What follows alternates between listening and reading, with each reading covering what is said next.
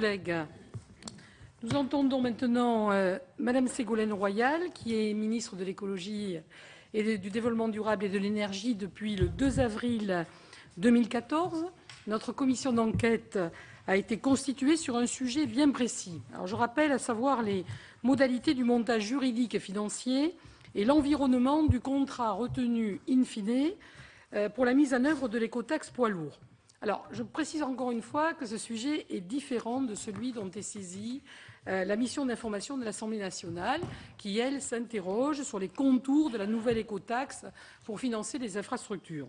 Madame la ministre, nous souhaitons, nous, avoir votre analyse sur le contrat qui a été signé. Nous allons vous interroger sur le choix de la société Ecomove pour mettre en œuvre l'écotaxe, sur le contenu de ce contrat, sur votre appréciation quant à la conduite du projet par vos prédécesseurs.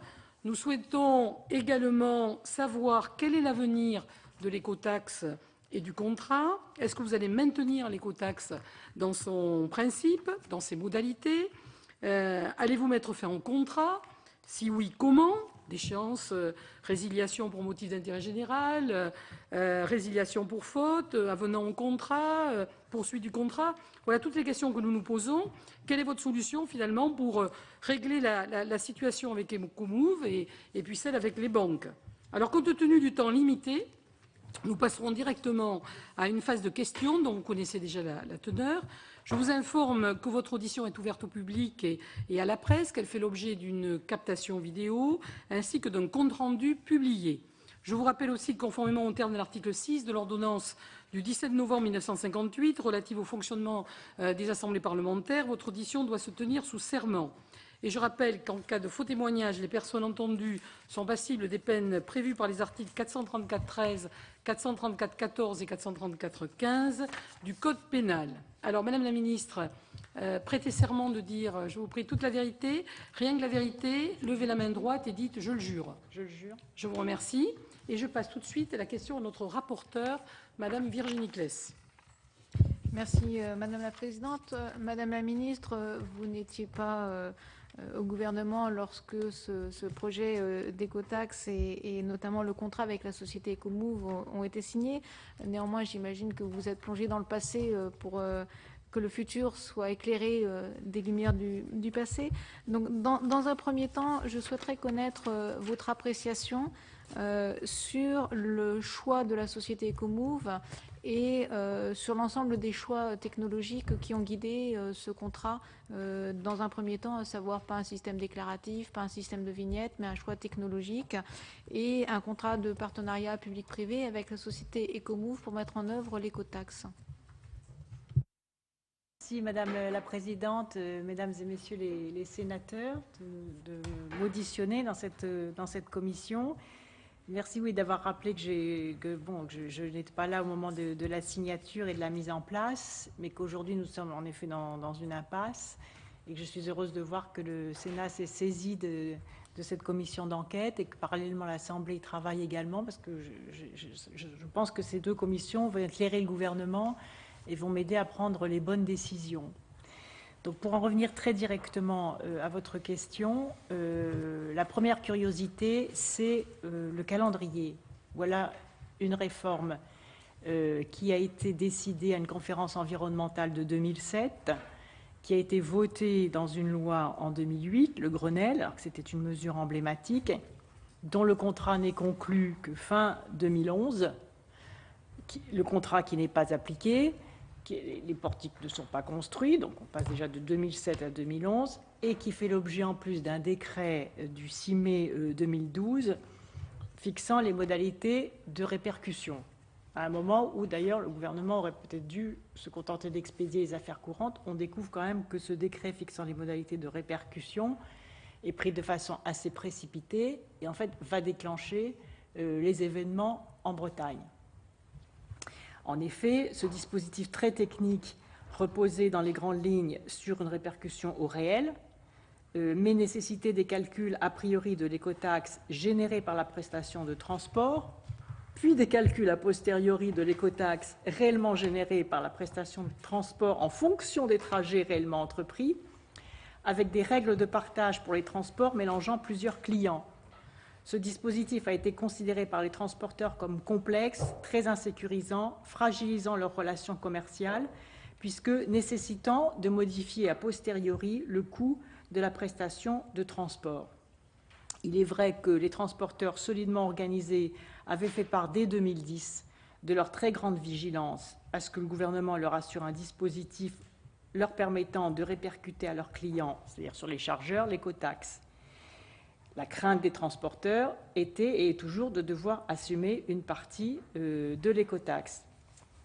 Donc on voit bien qu'il y a déjà une première perversion du système, puisqu'à l'origine il s'agit de faire payer par les camions le coût de l'usage des infrastructures. Or, on découvre qu'avec les modalités de répercussion, ce ne sont plus les camions qui vont payer, mais les chargeurs, les producteurs de fruits et légumes, etc. À son arrivée, le nouveau gouvernement a souhaité concevoir un dispositif alliant simplicité et garantie pour les transporteurs, prenant peut-être insuffisamment en compte la sensibilité pour les chargeurs, sans doute exacerbée en Bretagne. Le dispositif imaginé reposait sur les principes suivants. Il était calculé pour chaque région le montant total de l'écotaxe généré par tous les transports de la région. Ce montant, rapporté au cumul de tous les transports effectués dans cette région, permettait de calculer un taux unique dans la région concernée.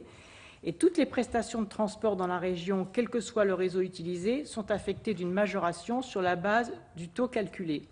Ceci est illustré par l'exemple suivant en Bretagne. Il est calculé que l'écotaxe générée en Bretagne représente 45 millions d'euros, ce montant intégrant l'abattement de 50% dont bénéficie la Bretagne. Il est ensuite mesuré que l'ensemble des prestations de transport en Bretagne représente 1 200 millions d'euros.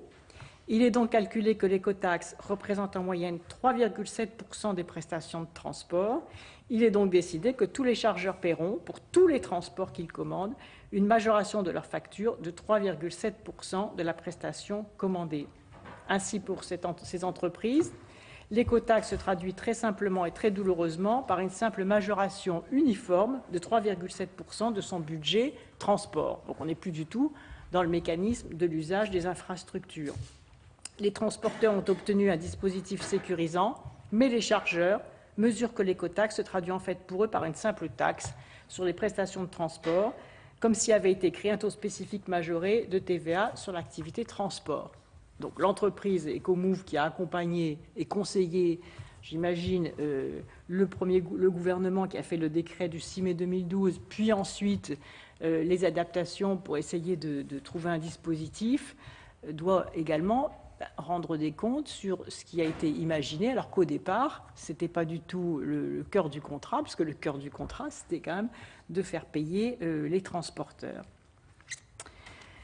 Donc, la deuxième observation, c'est qu'on a quand même quelque chose d'assez exorbitant dans ce contrat, puisque la rémunération des fonds propres se fait à hauteur de 17%. 17%, dans quel contrat, même d'association publique-privée, a-t-on un taux de rémunération aussi élevé et, j'ajoute, un coût de prélèvement de 25%. L'administration fiscale recouvre des prélèvements pour un taux bien moindre. Et donc la question qui se pose, pourquoi donner à une entreprise privée le pouvoir de percevoir une taxe à un coût de prélèvement de 25% avec une rémunération des capitaux propres de 17%. Est-ce que les intérêts de l'État ont bien été défendus dans ce domaine? Et j'ajouterais que le retard apporté à la fois aux équipements, à l'installation des équipements, puis les rediscussions qui ont eu lieu avec les transporteurs à compter de la signature du contrat fin 2011, la remise en cause de ces contrats avec le décret du 6 mai 2012 pour répercuter la taxe et donc pour s'éloigner du dispositif initial, a fait subir à l'État et à l'intérêt général un préjudice considérable.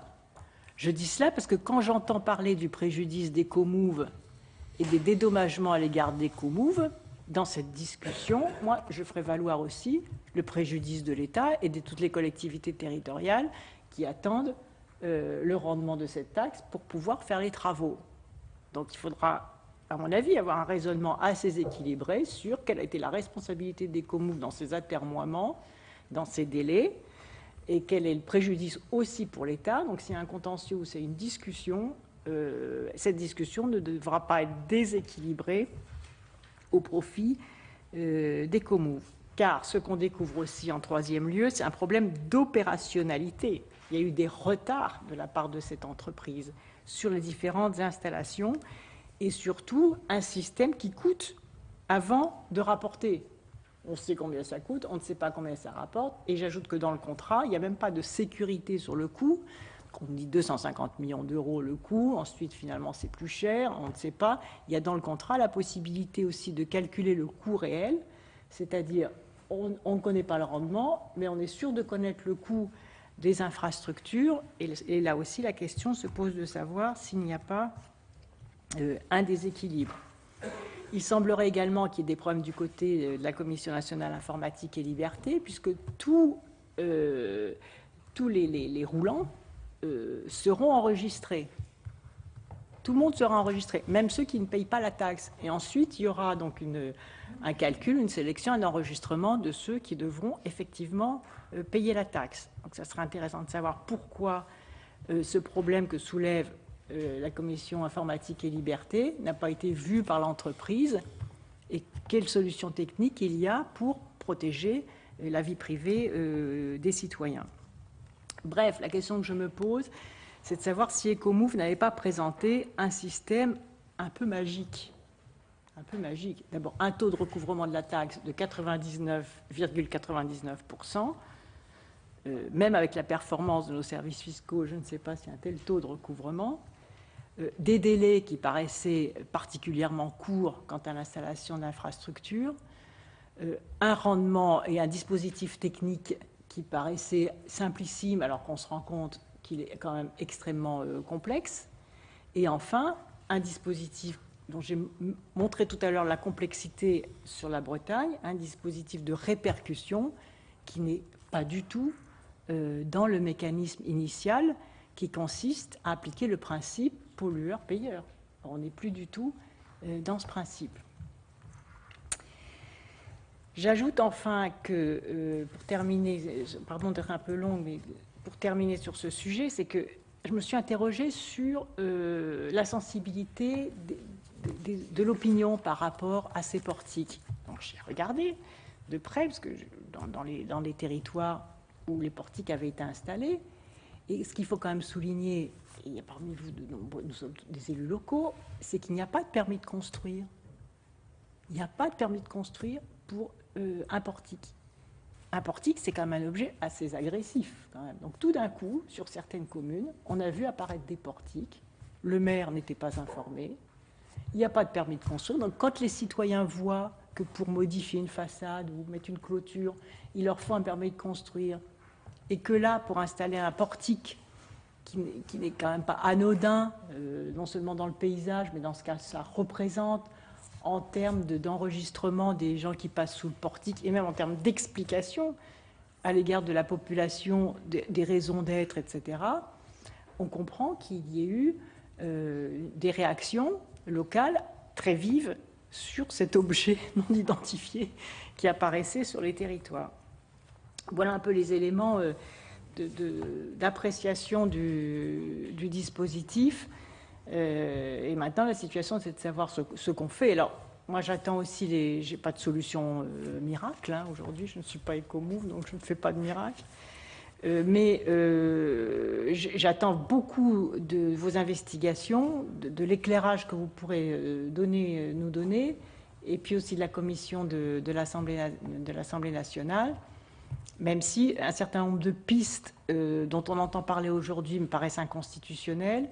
Par exemple, éliminer certaines régions ou exclure totalement la Bretagne au nom de l'égalité devant l'impôt, ça me paraît absolument pas facile.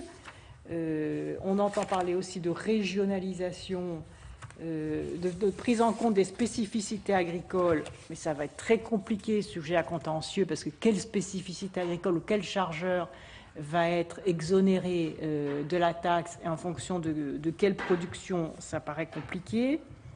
La répercussion qu'on appelle en pied de facture jusqu'au GMS ne résoudra pas les choses parce qu'elle sera facultative. Qu'est-ce qu'on a imaginé? La régionalisation donc, commence à soulever des inquiétudes parce que là aussi, il y a un problème d'harmonisation, de péréquation, de handicap géographique et de réalité des besoins. Et ça viendrait à pénaliser certaines régions, alors que sur les contrats de plan État-région, sur le volet mobilité des contrats de plan, on a besoin quand même d'une péréquation et d'une équité dans la répartition de cette taxe. Non, moi c'était juste sur le Grenelle de l'environnement que je voulais revenir quand même sur le... Je trouve une contradiction dans ce que vous dites quand vous dites qu'on s'est éloigné du système. Le Grenelle de l'environnement, il avait dit pollueur-payeur. Et quand on fait payer les chargeurs, c'est le donneur d'ordre. C'est l'application quand même de pollueur-payeur. Voilà. C'est la seule chose que sur laquelle je voulais revenir. Mais sinon, Madame le rapporteur. Oui, j'ai entendu que vous aviez pointé un certain nombre de responsabilités diverses dans la non-acceptabilité aujourd'hui de l'écotaxe et donc dans la suspension de l'écotaxe, qui est sans effet direct en tout cas sur le contrat, puisque c'était initialement pas prévu. Vous avez pointé le calendrier, vous avez pointé aussi les préjudices pour l'État et pas seulement les préjudices pour Ecomove, etc. Donc tout ça, me semble-t-il, sont des arguments qui seraient des arguments de négociation à faire valoir auprès d'Ecomove. Donc, dois-je en conclure qu'aujourd'hui, vous êtes plutôt sur une posture de sortie de crise, entre guillemets, en négociant avec Ecomove un certain nombre d'avenants, appelons ça comme ça pour prendre un terme très, très vague, au contrat, prenant en compte les responsabilités diverses et variées des uns ou des autres, et non pas une sortie complète de l'écotaxe, par exemple, via une vignette ou via une suppression pure et dure, etc., mais d'être plutôt maintenir le principe, et de voir comment on l'amende ou comment on modifie le contrat, une fois de plus, en tenant compte de l'ensemble des éléments et d'autres sans doute que vous avez cités. Je pense que c'est un peu trop tôt pour le dire. Là, j'ai signé le principe d'une conciliation qui faisait suite donc à la dénonciation par le gouvernement de Jean-Marc Ayrault, mais je n'ai pas désigné le conciliateur. Parce que je souhaite lui donner des instructions très précises à partir des résultats de votre commission d'enquête. Je ne vais pas, parallèlement à la commission d'enquête, demander au conciliateur d'examiner tel point, si, grâce à vos travaux, on voit émerger un certain nombre de points sur lesquels... C'est le mandat, pardon. Je pense que Pierre-François Racine est désigné. Et Ecomove va désigner le sien. C'est le mandat, pardon. C'est le mandat qu'on a remis à ma signature. D'accord. Sur le mandat précis, pardon. Et donc, parce que j'attendais les conclusions donc, de votre commission d'enquête. C'est nous donner une grande importance. Oui. Selon vous, vous avez aussi d'ailleurs pointé, c'est même plus une transition, c'est presque une opposition dans l'opinion qui s'est faite entre le grand consensus du Grenelle de l'environnement et sur le principe de l'écotaxe et puis le refus aujourd'hui assez catégorique, en tout cas dans certaines zones de la France. Donc, selon vous, est-ce que cette taxe est bien comprise comme une taxe écologique ou est-ce que c'est devenu un peu une taxe douanière ou est-ce que c'est une taxe qui cumule un petit peu les inconvénients de ces deux types de fiscalité, à savoir alors qu'elles auraient pourtant des principes différents entre la taxe incitative, le taux, l'assiette, etc., etc. Donc finalement, cette écotaxe aujourd'hui, elle est quoi ? D'abord, je crois que le terme taxe soulèvera, ou le retour même du mot écotaxe soulèvera les mêmes oppositions, même parfois plus violentes, puisque comme je l'ai montré à partir de l'exemple breton, c'est finalement un impôt généralisé de 3,7%. Donc on est très loin de la redevance, on est très loin du péage routier. Donc il me semblerait qu'il faut réfléchir sur une logique de péage routier, comme il y a un péage des autoroutes pour emprunter les autoroutes, il faudrait donc un péage des routes qui ne sont pas payantes, et notamment pour les transporteurs, non pas étrangers, mais venus de l'étranger, c'est-à-dire qui sont effectivement majoritairement des constructeurs étrangers. Donc pour les constructeurs qui passent les frontières, qui prennent les routes, qui traversent la France en transit et donc qui ne payent rien, qui ne payent même pas la TIPP parce qu'on connaît les pratiques de plein fait en Bretagne, on traverse tout, et de plein fait en Espagne. Il y a donc là un vrai problème, c'est-à-dire que ces transporteurs ne contribuent absolument pas à l'entretien des infrastructures routières, ou très peu. Donc, en tout cas, ceux qui ne font cela ne contribuent pas. Donc, la première question est de savoir si on peut trouver un système qui permet de faire un péage, non pas une écotaxe générale et massive, mais un péage pour les transporteurs qui transiteraient à travers le pays afin qu'ils contribuent aux infrastructures. La deuxième chose, c'est est-ce que le dispositif financier et technique tel qu'il est là peut être mis d'aplomb? C'est très compliqué, vu l'ensemble des démonstrations, des éléments que j'ai donnés tout à l'heure. C'est quand même très compliqué. Et en plus, il y a une déperdition de rendement qui n'est pas acceptable, enfin, qui paraît quand même difficilement compréhensible dans un contexte de restriction de la dépense publique. Même si c'est 250-300 millions d'euros par an, c'est quand même disproportionné par rapport aux besoins d'infrastructures.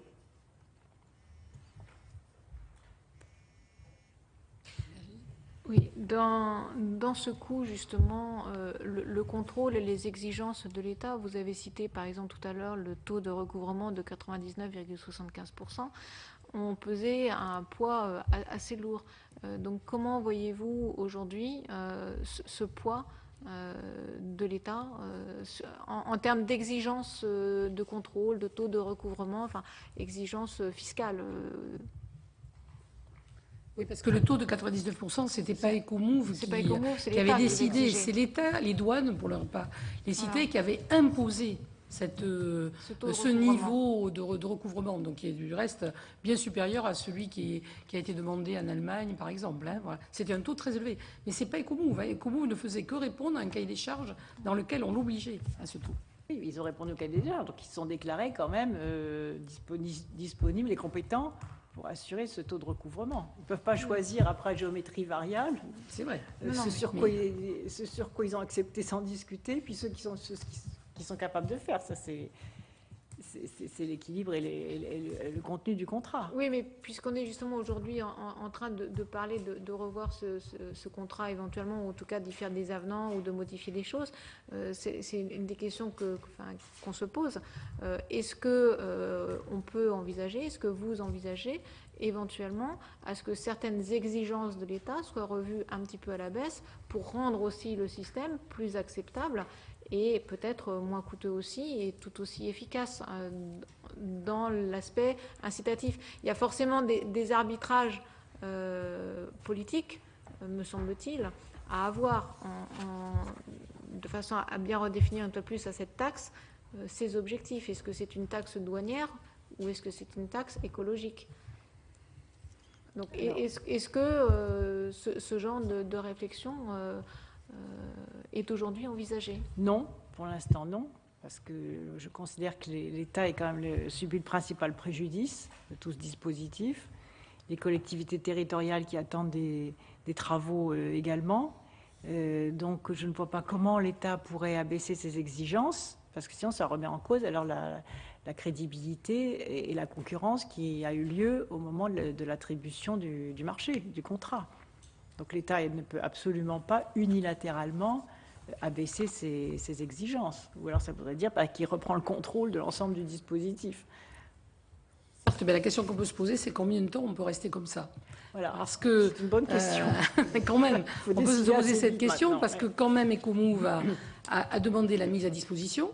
Hein, l'État avait 2 mois pour répondre, c'était avant votre désignation. Hein, mais l'État avait jusqu'au 20 mars, quelque chose comme ça, pour répondre sur la mise à disposition. Et aujourd'hui, on est dans une situation, j'allais dire, presque précontentieuse quand même. Hein. Voilà, nous, on a vu à huis clos les banques, on a vu Ecomove, on a vu les représentants des ministères. Aujourd'hui, je pense qu'on ne peut pas rester quand même comme ça dans une situation... voilà, donc est-ce que... Moi, j'ai envie de vous demander quand même, est-ce que vous avez chiffré à combien vous estimez le coût pour l'État de la suspension? certes, la perte de recettes, ça, bien sûr, mais est-ce que vous avez chiffré, au-delà de la perte de recettes, le coût pour l'État de la suspension de l'écotaxe? Parce que le dédommagement, l'application du contrat. Moi, je l'appellerais application du contrat, parce que quand on suspend l'écotaxe, le contrat, lui, n'est pas suspendu. Il se poursuit. Et donc, il y a des clauses d'échéance, résiliation pour faute, résiliation pour intérêt général, etc. Pénalité de retard, etc. Donc ça, ce qui nous intéresse, c'est de savoir si l'État, quand même, a estimé ce coût. Et ce coût, on a un peu de quelques idées, mais c'est la conciliation qui va permettre ça, en intégrant dans la conciliation le préjudice de l'État, parce qu'il y a eu quand même un problème d'opérationnalité de la part de l'entreprise, de délais qui n'ont pas été respectés, de conformité à la loi, au principe de la Commission nationale informatique et liberté.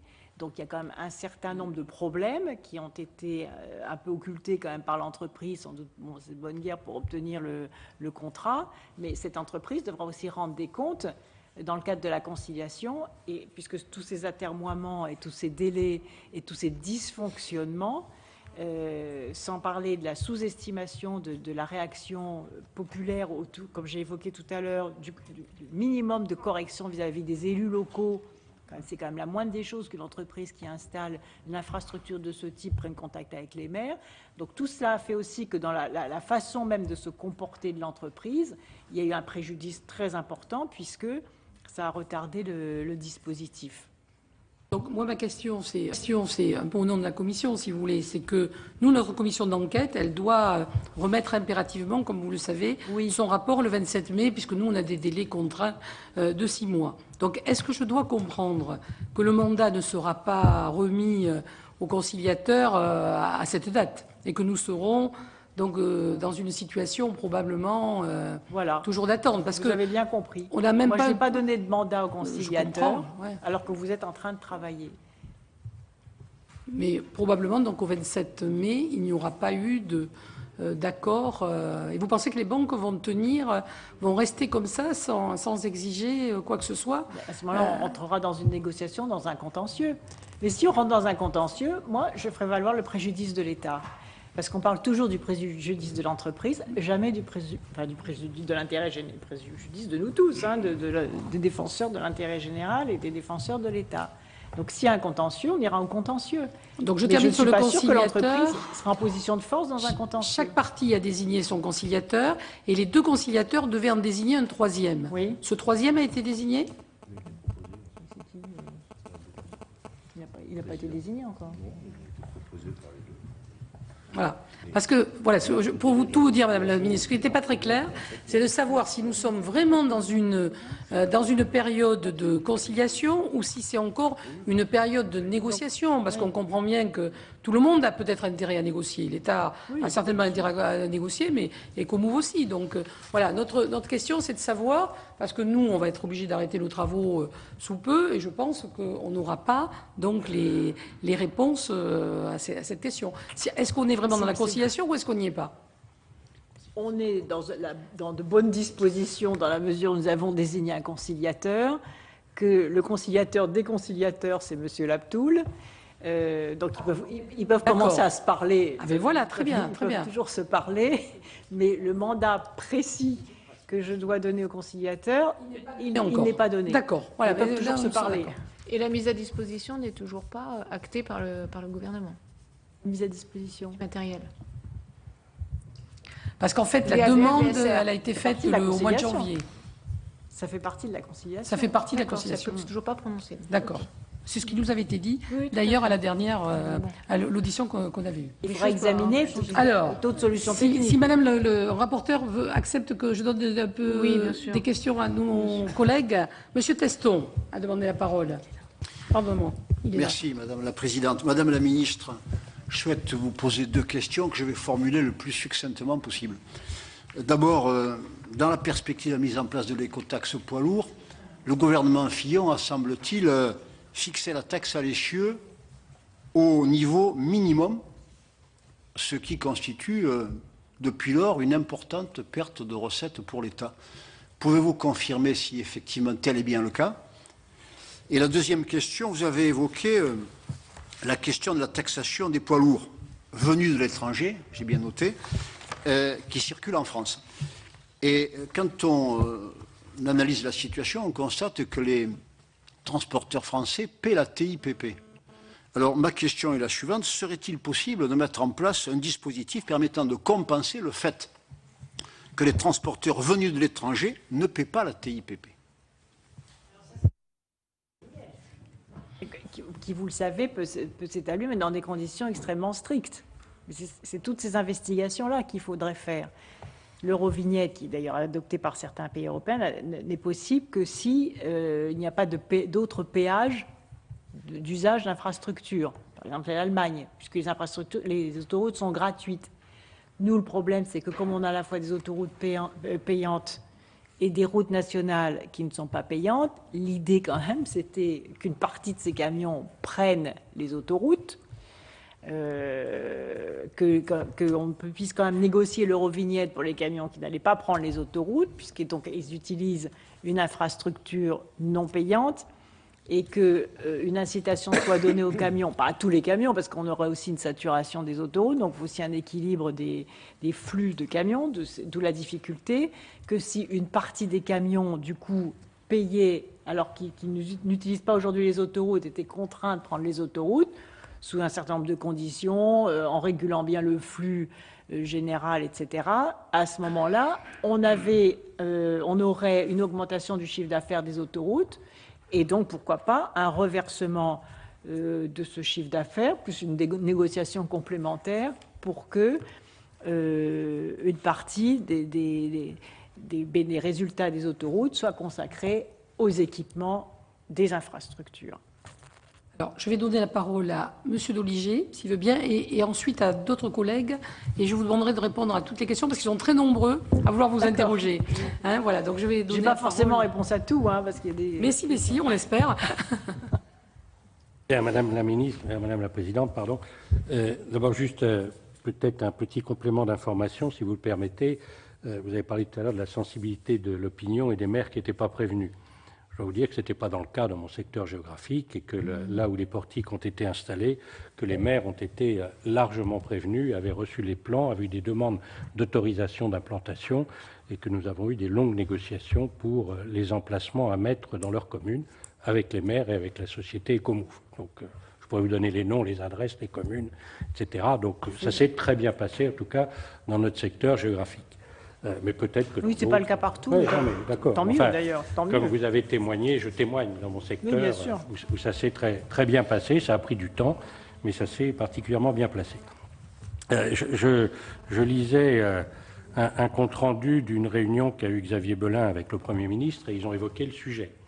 Donc Xavier Belin, président de la FNSEA, et M. Emmanuel Valls a dit, quant à l'écotaxe, il a indiqué, entre parenthèses, enfin entre guillemets, le système précédent serait complètement abandonné.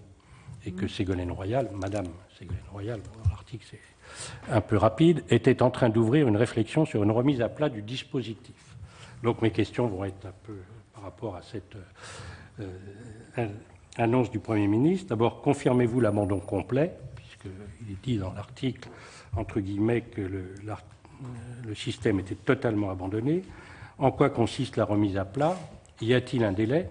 Parce que ce que l'on souhaite tous, c'est que, bien sûr, il y ait une sortie de ce dossier. Et mon inquiétude, comme celle de beaucoup, et la vôtre certainement, est de voir que ce dossier traîne et depuis longtemps, avec des coûts, bien évidemment.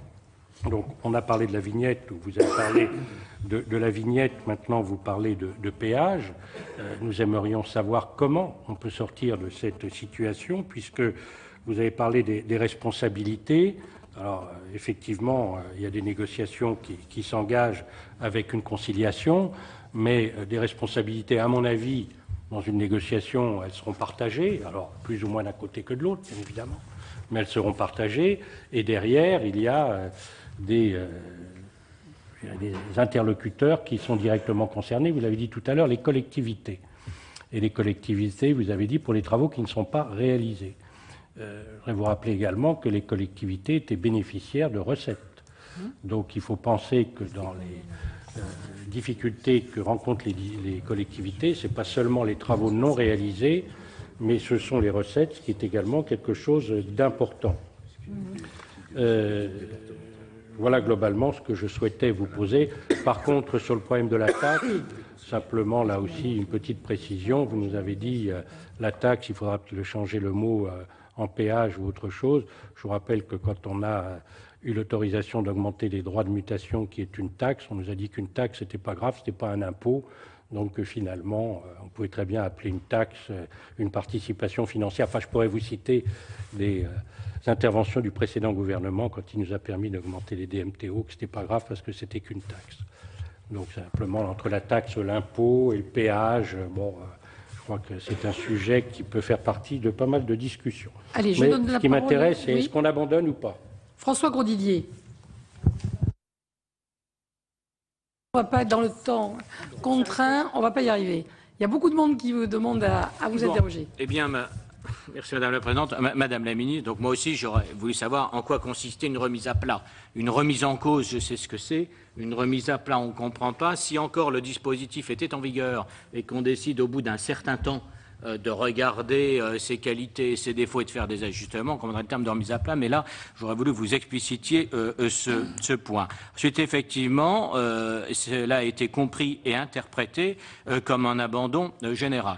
Alors, j'ai noté beaucoup de contradictions dans vos propos. D'abord, les contradictions sur les délais. On parle à la fois de retard et de précipitation.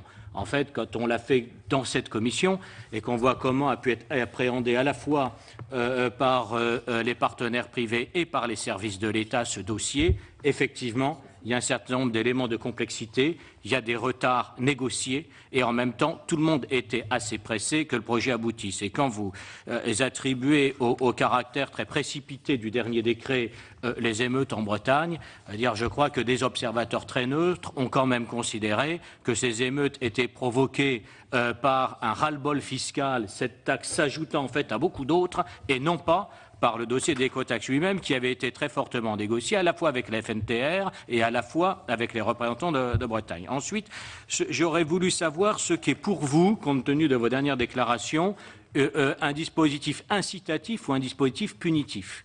Parce que je croyais jusqu'à présent qu'on était dans le punitif, en matière d'environnement comme ailleurs, quand on posait une réglementation, des interdictions, et que si celle-ci était violée, qu'on sanctionnait. Or, le principe même de l'écofiscalité, c'est l'incitation. Et là, je ne comprends pas non plus votre réflexion sur votre étonnement plutôt sur le fait que ce soit répercuté sur les chargeurs. C'est que le propre de l'écofiscalité est d'intégrer les coûts environnementaux dans le prix de revient, donc dans le prix de vente, justement pour que, par exemple, la viande qui vient d'animaux élevés en Bretagne puisse finalement n'arriver pas plus cher dans le rayon d'hypermarché en étant traitée en Bretagne jusqu'au conditionnement, plutôt que, comme c'est le cas aujourd'hui, d'être transportés, les animaux sont transportés vivants de Bretagne en Allemagne, où ils sont abattus, où les carcasses redescendent parfois en Europe du Sud pour être transformées en épicerie fine espagnole ou italienne et revenir dans nos hypermarchés. Et lorsque les camions descendent, ils évitent soigneusement l'Allemagne et la Suisse qui taxent justement le transport et non pas le travail, et utilisent quoi? Nos autoroutes et nos routes nationales et départementales en Moselle, en Alsace, sur le Sillon, sur la Saône, sur le Rhône, et où souvent en ayant fait le plein au Luxembourg ou en Allemagne, en polluant notre air, en abîmant nos routes et sans rien payer. Or, la suspension du dispositif continue au préjudice de ces régions frontalières, mais aussi au préjudice de la Bretagne, parce que c'est quand même assez curieux que la réponse du gouvernement Ayrault à la fermeture de l'abattoir Gade, qui est justement le départ en raison de la délocalisation de l'aval de la filière agroalimentaire, se soit conclu par l'abandon de cette écotaxe qui avait justement vocation à relocaliser les activités. Alors, j'aimerais que vous précisiez votre pensée à la fois sur, eh bien, je crois qu'elle n'était pas très aboutie et je crains que les conclusions de la commission d'enquête parlementaire ne soient pas à la hauteur de vos espoirs sur le fait que l'État puisse s'exonérer de sa responsabilité financière à l'égard d'Ecomove en cas d'abandon du projet pour cause d'intérêt général, c'est-à-dire pour de décisions politiques. Deuxièmement, François, il faut conclure. Alors, deuxième... Sinon, on ne va pas y arriver. Bon, alors ensuite, on pose la question posée par le premier intervenant. Les transporteurs français ont bénéficié de la réduction de la taxe à l'essieu.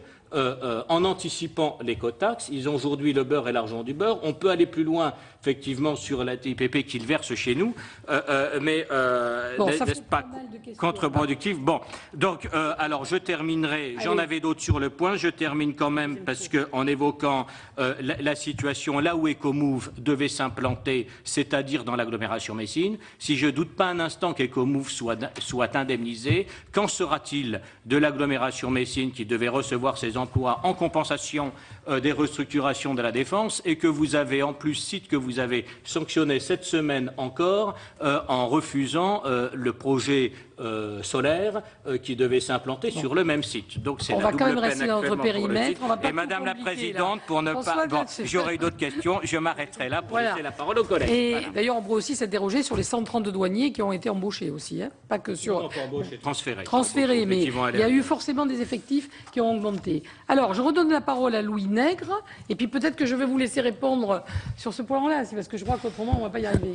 Oui, il y en a beaucoup d'autres encore. Madame la Ministre, bonjour. Il y a un premier problème qui est apparu à travers votre déclaration un peu à l'emporte-pièce en disant on remet tout à plat. Ceux qui ont travaillé sur ce dossier depuis quelques années et qui ont pris, vous avez eu raison de rappeler qu'il faut remonter à 2007, ceux donc qui attendaient, comme dans d'autres pays, que cette écotaxe puisse être installée, ont été un peu surpris de cette position-là. Mais au bénéfice d'inventaire et sous réserve de savoir qu'est-ce que vous allez mettre à la place. Alors j'ai bien compris que pour l'instant tout le monde cherche, vous aussi, et l'idée d'un péage s'inscrirait sur les routes qui ne sont pas aujourd'hui payantes. Bon, pourquoi pas. Sauf que j'attire votre attention sur quelque chose qui est apparu, c'est qu'une de vos propositions, c'est de dire on va faire payer les étrangers. Délicat, j'attire votre attention politique sur le fait qu'à un mois des européennes, nous et un ministre comme vous puisse dire « Ah, les étrangers vont payer et pas les Français ». Moi, j'ai peur que ça favorise finalement un peu côté, si vous me permettez le terme, démagogie et Front National. Attention, j'attire votre attention là-dessus. Si vous dites « Je pénalise les camions étrangers », où est l'Europe? Où est l'Europe? Alors on se bat depuis des années. Oui, il ne faut pas être trop long, voilà. Pareil, bon. Même voilà. Alors, hein. donc, je vais aller surtout plus qu'on vite. est un peu hors sujet, voilà, là. je vais aller plus vite. Si maintenant vous souhaitez envoyer davantage de camions sur les autoroutes qui paieraient une surtaxe, j'attire votre attention.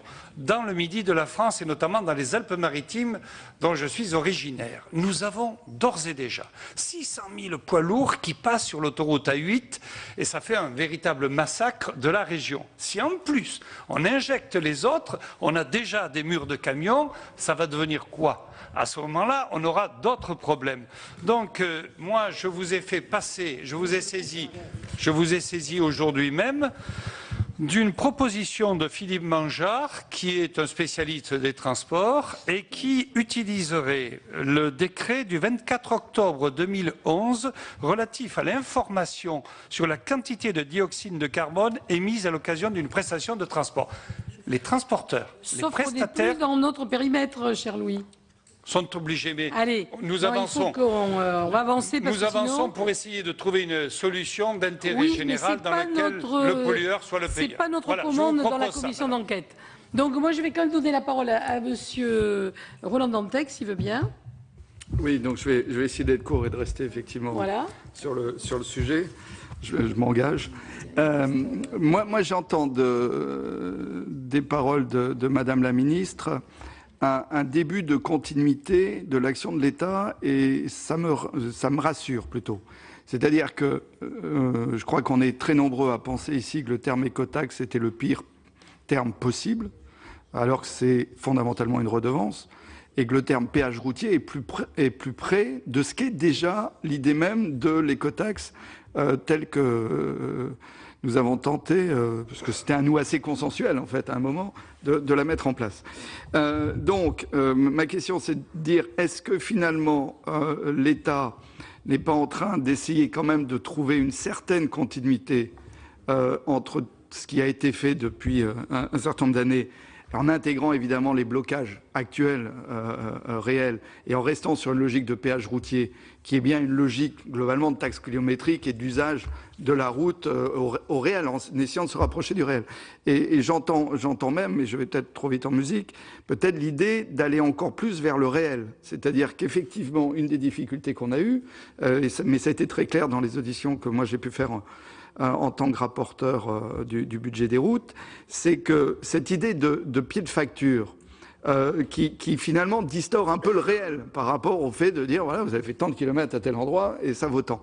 C'est quand même les transporteurs, ou même presque pour mieux dire la FNTR, qui l'a négocié en échange de son soutien à la mise en place de l'écotaxe. Donc est-ce que vous essayez aujourd'hui d'essayer d'avoir un système encore plus proche du réel, et puis du coup le dispositif EcoMove, après une renégociation des retards, mais là-dessus je ne doute pas que s'il y a une continuité d'utilisation du dispositif, il y aura un accord à ce moment-là, c'est d'aller vers plus de réel, et avec du coup, quand même dans les questions, le fait de dire, est-ce que vous avez une idée de la manière dont les transporteurs pourraient l'accepter, puisque c'est eux qui ont imposé le pied de facture. C'est pas l'idée de départ. Et donc, est-ce que ça fait partie des pistes sur lesquelles vous travaillez aujourd'hui, ce qui commencerait à nous donner vraiment une vision d'une sortie de crise possible, et on aurait perdu globalement un an de fonctionnement, ou est-ce que vous allez plus loin dans la remise en cause du système? Allez, comme les questions se recoupent tout un peu, Monsieur Capo-Candellas. Merci Vincent. Madame la Présidente. Madame la Ministre, vous avez eu tout à l'heure un propos liminaire qui était roboratif, qui avait le mérite de la franchise, de la clarté. Peut-être pourrions-nous nous interroger sur un certain nombre de précisions que vous avez données. On sera quand même d'accord sur le point de départ. Vous nous dites aujourd'hui nous sommes dans une impasse. De ce point de vue-là, je crois que chacun sera d'accord. La question c'est votre propos, où est-ce qu'il nous conduit pour sortir de l'impasse? J'ai retenu aussi la conclusion qui était que le dispositif peut difficilement être remis d'aplomb. Bon, donc vous nous avez livré une analyse brillante, critique, violente quand même, qui est de dire que finalement, de tout ça, rien n'est bon. C'est-à-dire que le système de l'écotaxe ne peut pas être retenu, qu'il faut passer à autre chose. Dont acte. J'avais compris au sein de la commission, sans trahir de secret, qu'il y avait une autre option qui était de renégocier avec EcoMove, au mieux des intérêts de l'État et au mieux de l'objectif écologique de départ, qui était favoriser le report modal, et que cette option-là, elle pouvait tenir la corde. Visiblement, vous l'écartez. Alors, vous l'écartez avec la charge que vous avez donnée tout à l'heure, qui était brillante, un peu violente quand même, mais est-ce que vraiment c'est l'option du gouvernement aujourd'hui? Est-ce qu'on est clair là-dessus? Est-ce que la négociation qui n'a pas commencé sous la forme de conciliation, là-dessus j'admire Madame la rapporteure qui, en vous écoutant, avait conclu à la conciliation. Vous avez commencé un peu haut dans la négociation, c'est normal, c'est la règle du jeu, mais je n'entendais pas forcément la notion de conciliation. Mais est-ce que vraiment on écarte toute idée de compromis avec EcoMove? Est-ce qu'on part de l'idée qu'on met l'écotaxe par terre? Est-ce que c'est ça ce qu'il faut retenir de votre propos? Et dans ce cas-là, comment l'État s'en sort-il? Parce que du point de vue financier, on peut remettre ça à plus tard. Mais visiblement, il y a quand même un risque financier fort qui se livre, qui se compte en centaines de millions d'euros pour l'État. Et puis deuxièmement, comment assurer l'objectif écologique, le financement de la FITS, qui est un sujet budgétaire pour cette année et qui pose un certain nombre de questions. Voilà ce que je voulais revoir un peu avec vous, parce que faire payer les autoroutes et puis éventuellement faire payer sur les autres routes, pourquoi pas, mais comment ça va marcher, quand, comment, et surtout comment vous sortez du système actuel. Vous le condamnez, mais c'est quand même un peu facile. Que veut rajouter Raymond Vall? Il n'est pas là, il est parti. Philippe Leroy?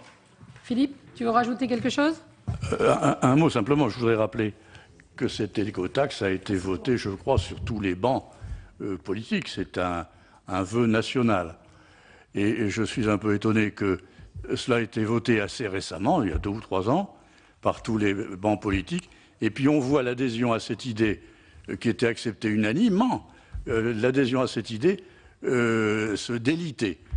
Simplement parce que les transporteurs ont rouspété, parce que les agriculteurs ont rouspété, parce que chacun a cherché à démonter le système, et on se rend compte que la continuité de l'État dans cette affaire, dans la fermeté nécessaire d'un État, n'est pas assurée.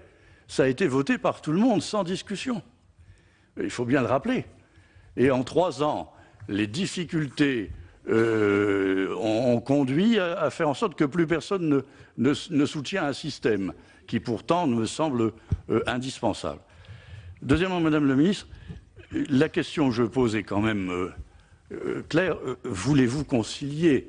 Parce que votre annonce tout à l'heure, ça m'a un peu troublé, d'indiquer que la rémunération du capital apporté est de 17%. Et que la rémunération des frais de recouvrement est de 25%. J'aimerais une note précise sur cette affaire.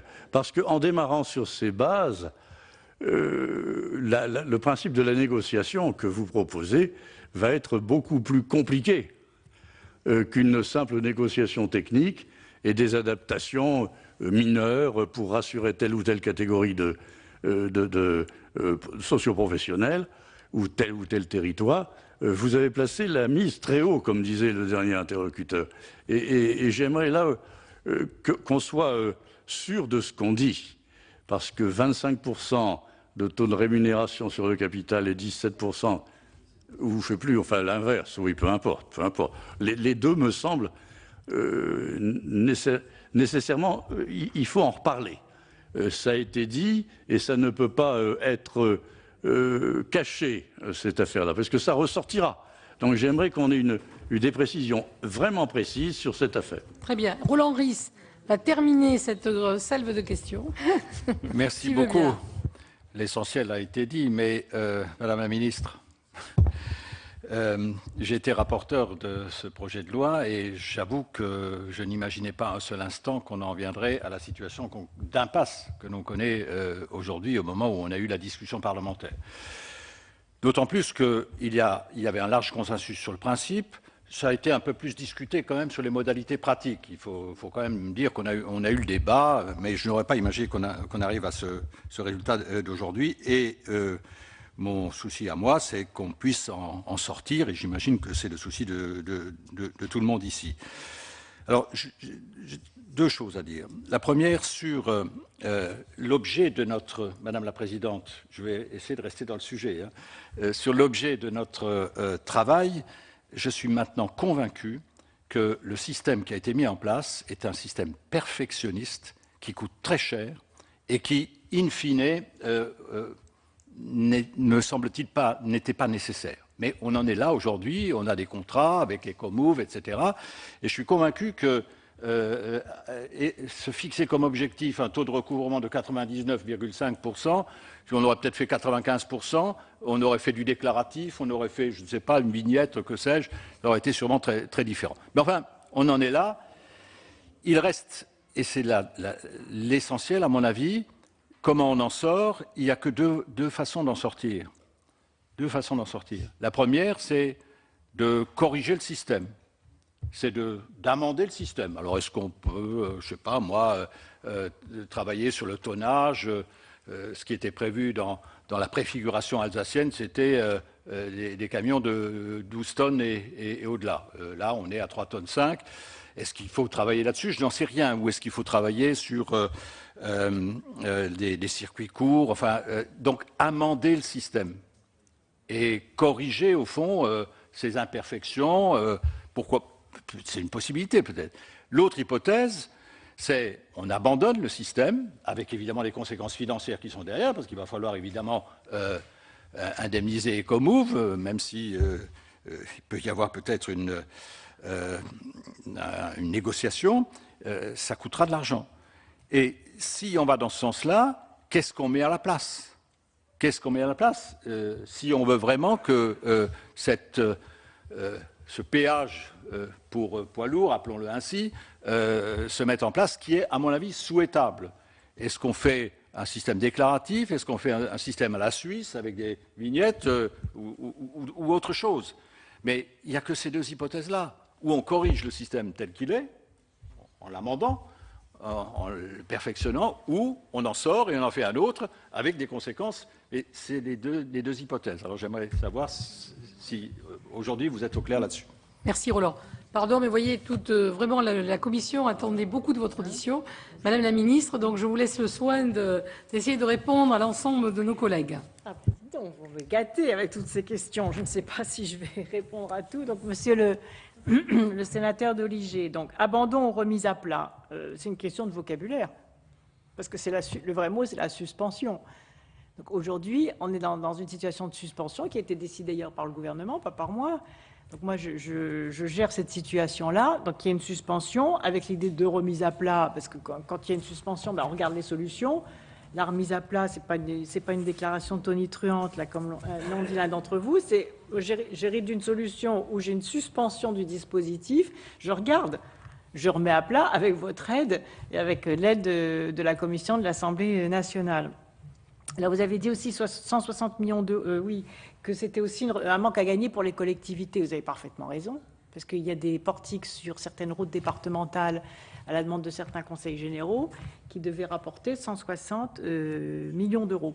Donc c'est vrai que c'est un vrai sujet et c'est pour ça qu'il faut qu'on trouve une solution.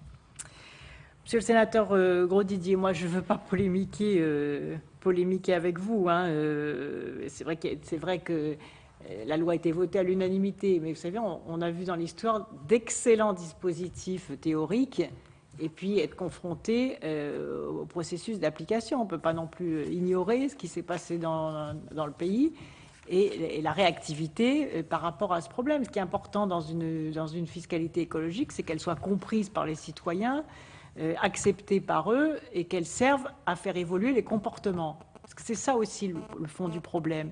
C'est que normalement, une fiscalité écologique, c'est pas seulement obtenir un rendement. Vous voyez qu'il y a eu un déséquilibre du dispositif. Il est surtout là pour rapporter de l'argent, pour faire les infrastructures, ce qui est tout à fait louable. Mais quand même, le deuxième pilier d'une fiscalité écologique, c'est de changer de comportement et d'avoir des comportements moins polluants. Or, le gars honnête qui a un transport, qui produit, vous citiez les producteurs de Bretagne ou ceux qui gèrent les productions animales, ils demanderaient que ça, que de mettre leurs produits sur le fret. Mais il n'y a pas de transport alternatif. Il n'y a pas de transport. Donc, effectivement, c'est une taxe, c'est un impôt, puisqu'il n'y a pas de transport alternatif. Et même le dispositif qui consiste à répercuter sur le producteur fait que même quand il met sa cargaison sur le train, parce que ça, on m'a expliqué ça, le producteur de chou-fleur, même quand il met sa production sur le train, il va payer l'écotaxe dans le système actuel. Donc on est quand même dans un système qui est devenu totalement absurde au fur et à mesure de la réadaptation en fonction des rapports de force des uns et des autres. Donc si je voulais polémiquer ce que je n'ai pas fait, je dirais quand même qu'on hérite, pardon de cette expression, mais d'une drôle de patate chaude entre nous. Parce qu'elle a quand même été votée, non pas il y a 3 ans, mais il y a 6 ans, et c'est aujourd'hui qu'on doit quand même gérer la question. Moi, je polémiquerai pas, je dirais pas c'est la faute de ceux d'avant. Je pense qu'on a à résoudre un problème pour aujourd'hui et pour demain, et plus on sera astucieux collectivement pour trouver une solution, mieux ça sera pour l'intérêt général, parce qu'on pourra signer les volets mobilité des contrats de plan État-région et donc engager des travaux et donc créer des emplois et donner du travail à nos entreprises de travaux publics. Monsieur le sénateur Louis Nègre, donc oui, vous avez dit que j'avais fait des déclarations à la porte-pièce, on remet tout à plat. Non, c'était une façon de dire on va regarder comme intelligemment les choses puisque j'ai un système de suspension. Vous avez évoqué aussi le problème des camions étrangers. Alors, peut-être que mes propos ont été un peu ramassés, c'est les camions venus de l'étranger. Si bien évidemment, il y a des camions français qui passent la frontière, mais la majorité des camions venant de l'étranger sont étrangers. D'ailleurs, c'est le dispositif qu'a adopté le Royaume-Uni et qu'a adopté l'Allemagne. Donc, c'est-à-dire l'Eurovignette, aux frontières, qui a un coût, du coup, de gestion et de prélèvement beaucoup moins important, je vais y revenir tout à l'heure, qu'un système de portique diffusé sur l'ensemble du territoire national, avec la réserve que j'ai évoquée tout à l'heure, c'est-à-dire dès lors qu'on a des autoroutes payantes, c'est compliqué mais peut-être que là, il y a quelque chose à rechercher, parce qu'il est quand même très étrange que les autoroutes qui ont été privatisées dans le contexte que l'on connaît, j'y reviens pas, fassent quand même 2 milliards de bénéfices, et que ces 2 milliards de bénéfices qui sont quand même payés par les usagers ne reviennent pas pour payer les infrastructures dans le cadre des contrats de plan État-région. C'est une vraie question. Donc je pense qu'une partie de la solution peut peut-être se poser de ce point de vue-là.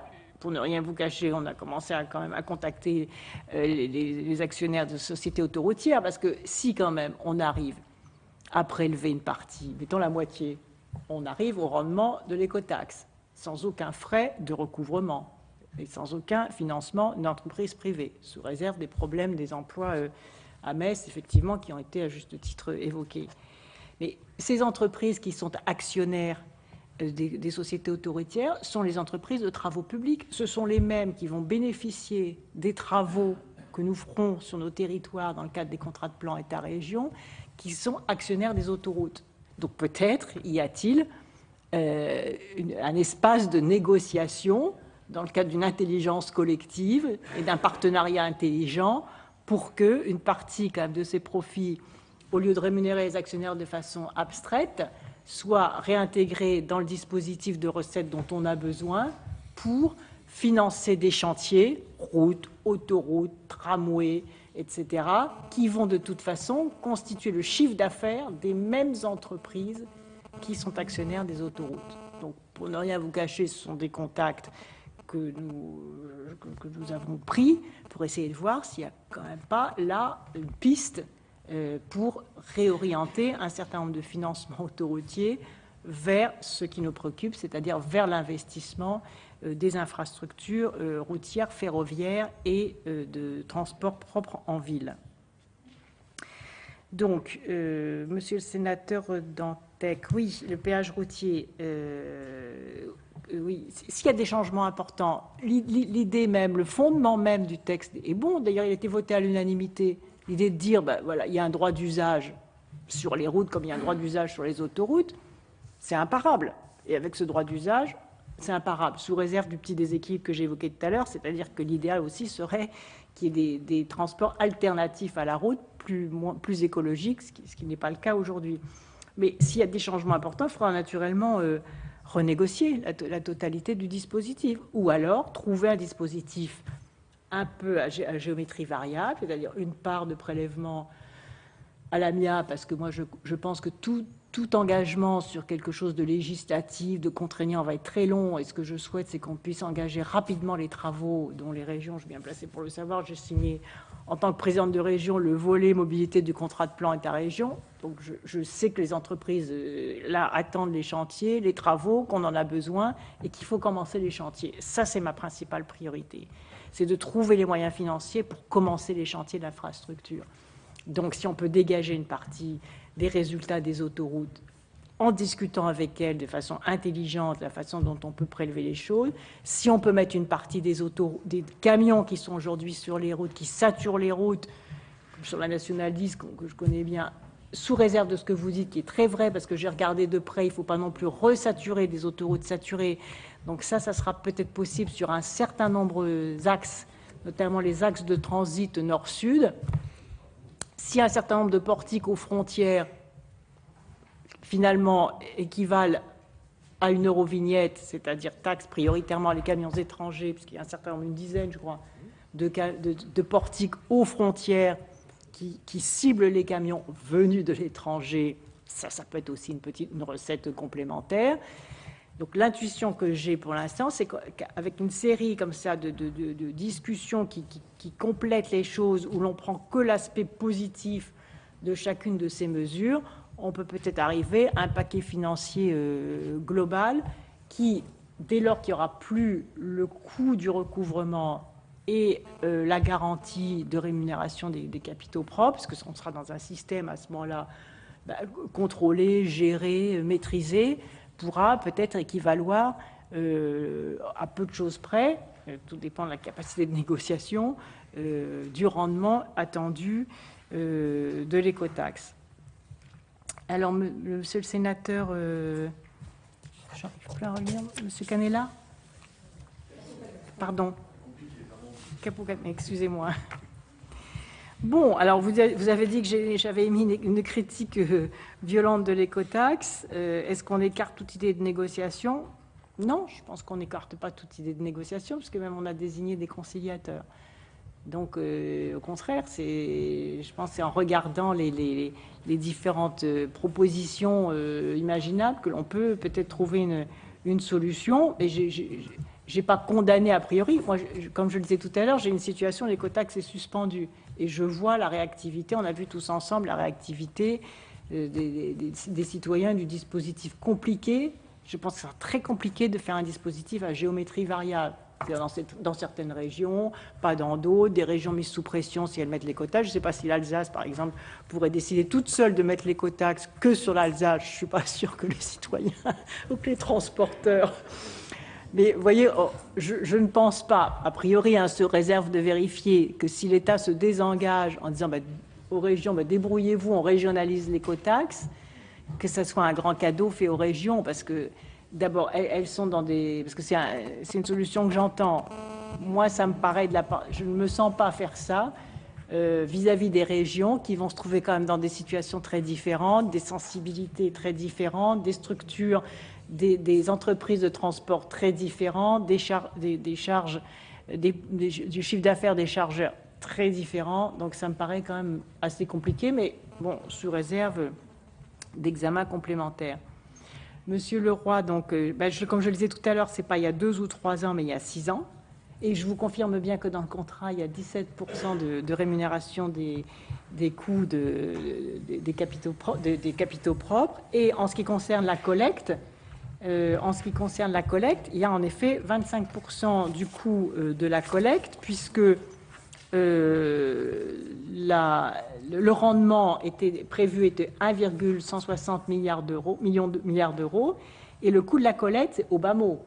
Parce qu'après, on nous a dit qu'Ecomouv'e laissait entendre que ça serait finalement plus cher. Donc, dans le contrat, c'est 270 millions d'euros. À mon avis, c'est un peu sous-estimé. Mais même avec ce quota indiqué de 270 millions d'euros, le coût de la collecte, c'est 25%. Qu'est-ce que ça veut dire 25%? C'est que le rendement de la taxe, 25% des travaux sont mangés. Il y a les travaux du rendement de la taxe, moins 25%. Alors que si vous avez, si vous aviez un système d'Eurovignette ou un système de péage, comme sur une autre... Enfin, vous voyez, il y a... Ben oui, mais quand même. Si la taxe est plus élevée Si la taxe était plus élevée, ça ferait moins. Oui, ça c'est sûr. Et c'est terminé, Madame la Ministre. Ça serait peut-être un peu plus difficile. Bon, Monsieur le sénateur Roland Ries, oui, en effet, il faut essayer d'amender le système. C'est le rôle de la commission de Jean-Paul Chanteguet à l'Assemblée nationale. Donc, j'attends aussi les conclusions de cette commission pour voir comment on pourrait effectivement remettre en place un dispositif. Alors, je ne sais pas si la phase d'observation en Bretagne, finalement, a donné en Alsace, puisque ça devait être expérimenté en Alsace sans recouvrement de la taxe, donc pour le tester. Est-ce qu'à partir de cette expérience, vous avez des propositions ou si il y a eu des observations qui pourraient nous permettre d'évaluer un certain nombre de choses?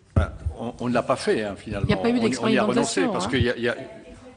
Elle était dans le cadre de la préparée préparation... sur la base de 12 tonnes, effectivement. Des 12 camions tonnes, de 12 tonnes. C'était pas la des 3 principale tonnes et différence. demie, des 12 tonnes. Oui. Mais comme la période d'expérimentation était de moins de 6 mois, on a décidé à l'unanimité d'abandonner cette expérimentation. Mais la demande existe en Alsace parce qu'il y a un fort report de trafic depuis la mise en place de la Maut allemande de ce côté du Rhin. Donc on est demandeur. Voilà, Madame la Présidente. Merci. Excusez-moi si je n'ai pas pu répondre à tous. Non, mais c'était très difficile de répondre absolument à tout le monde. On a compris quand même, Madame la Ministre, que vous êtes davantage sur l'écotaxe que sur le contrat. Nous avons compris ça. Oui, nous sommes plus sur le contrat. C'est notre mission. Et moi, j'ai quand même envie de vous poser une dernière question au nom de la Commission. C'est, encore une fois, moi, je vais rester sur le contrat parce que c'est notre champ d'investigation. Est-ce que de votre point de vue, puisqu'on a parlé responsabilité, est-ce que la responsabilité pour vous, elle est sur Ecomouv ou elle est sur le cahier des charges? Quand on regarde les problèmes qu'il y a, est-ce que c'est le cahier des charges, c'est-à-dire un PPP, un contrat avec des dispositions complexes, compliquées? Est-ce que c'est ça ou est-ce que c'est la personnalité, la société qui a répondu, qui a été choisie et qui est EcoMove? Madame la Présidente, ça m'est difficile de répondre à cela parce que je n'ai pas eu connaissance des offres. Je n'ai pas eu le temps de regarder ni de faire de la rétrospection sur les offres des entreprises ou de l'entreprise concurrente. Donc c'est peut-être en comparant les offres et la réalisation de ces entreprises dans d'autres pays que vous pourrez peut-être avoir la réponse à cette question. Merci Madame la Présidente. Jouer le jeu dans cette commission d'enquête. Merci beaucoup. Mes chers collègues, nous entendons à présent M. Christian Eckert, secrétaire d'État au budget depuis le 2 avril 2014. Monsieur le ministre, nous avons souhaité vous auditionner pour connaître la manière dont sont gérées budgétairement la suspension de l'écotaxe poids lourd et le contrat EcoMove. Comment comptez-vous compenser la perte de ressources pour la FIT pour l'année 2014 ? Les collectivités territoriales, est-ce qu'elles vont être compensées du fait de la suspension qui résulte d'une décision unilatérale de l'État? Est-ce que vous avez envisagé toutes les conséquences budgétaires des différentes hypothèses de sortie du contrat? Laquelle vous paraît la plus adéquate? En cas de faillite d'EcoMove liée à l'exigibilité de la dette par les banques et à l'absence de versement de loyer, est-ce que vous avez estimé le coût d'un plan social? Voilà tout un tas de questions que nous nous posons. Je vous informe que votre audition est ouverte au public, à la presse, qu'elle fait l'objet d'une captation vidéo ainsi que d'un compte-rendu publié. Je vous rappelle que conformément au terme de l'article 6 de l'ordonnance du 17 novembre 1958 relative au fonctionnement des assemblées parlementaires, votre audition doit se tenir sous serment. Je rappelle également qu'en cas de faux témoignage, les personnes entendues sont passibles des peines prévues par les articles 434-13, 434-14, 434-15 du Code pénal. Donc, Monsieur le ministre, je vous demande de prêter serment, de dire toute la vérité, rien que la vérité, de lever la main droite et de dire « je le jure ». Alors, je le jure. Merci. Vous pouvez, si vous le souhaitez, nous présenter peut-être un court exposé liminaire. On va fixer ça à 5 minutes, si vous êtes d'accord, à la suite duquel le rapporteur Virginie Claes et puis les autres membres de la commission et moi-même, on vous posera des questions. Enfin, comme vous voulez, si vous voulez faire un petit exposé ou si vous voulez qu'on démarre directement sur les questions, Sur votre proposition, je vais faire un petit exposé liminaire, si vous le permettez, en vous remerciant de votre accueil et en vous disant, bien entendu, je m'efforcerai de répondre à l'ensemble de vos questions avec 2 bémols. Le premier, c'est que, ça c'est uniquement factuel, vous savez que j'ai accédé à mon poste il y a très peu de jours et avec une actualité particulièrement chargée et brûlante. Donc je n'ai pas peut-être complètement pris la mesure du dossier. Et le deuxième, c'est qu'un certain nombre d'informations sont couvertes par des procédures de secret, soit de secret des affaires, soit de secret fiscal, mais que je me ferai bien entendu un point d'honneur de répondre par écrit à des questions qui seraient de cette nature, à ce moment-là, dans les formes habituelles, pour permettre de respecter ces questions couvertes par le secret des affaires ou le secret fiscal. Je vais être bref en essayant de respecter les 5 minutes que vous m'accordez. Je sais bien sûr que votre commission se consacre avant tout à faire la lumière sur le montage juridique et financier retenu pour la mise en œuvre de l'écotaxe. Je rappellerai rapidement néanmoins les origines de la taxe elle-même. C'est une nouvelle étape dans la fiscalité écologique du pays et elle trouve son origine, comme vous le savez, dans le Grenelle de l'environnement. Elle a été décidée par une précédente majorité et compte tenu de la très large concertation, elle a pu être adoptée par le Parlement de façon transpartisane. Elle a bien sûr une visée écologique, même avec un taux relativement faible, on est autour de 30 centimes d'euros par kilomètre. Elle doit inciter néanmoins à des comportements plus rationnels de l'usage du réseau routier, en encourageant bien sûr le report modal, ce qui est un objectif, je crois, partagé sur beaucoup de bancs de nos